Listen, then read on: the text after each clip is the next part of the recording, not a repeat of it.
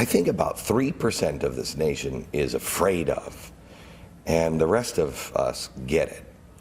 And that's God, and the role that God plays in our country, the role that God plays in your personal life. So where do you want to start? Yeah, well, that 3% who may be afraid to acknowledge or talk about God will be the 3% that mock what I have to say next, and they happen to be the loud mockers, though. So be prepared for what I say about God, that there is nothing more important in my life than my relationship with God, than my faith. And in this past year, especially, past year and a half, I have been so driven to my knees to pray for His guidance, for His wisdom, for His grace, and for His strength.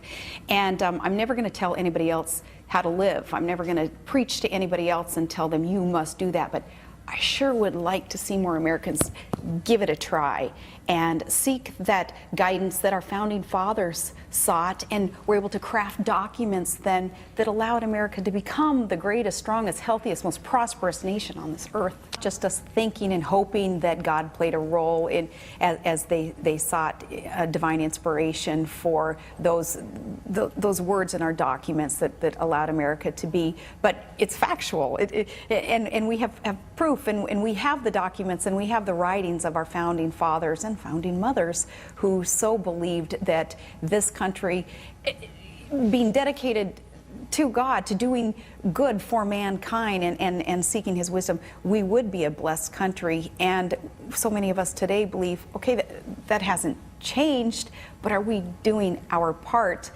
to keep it going?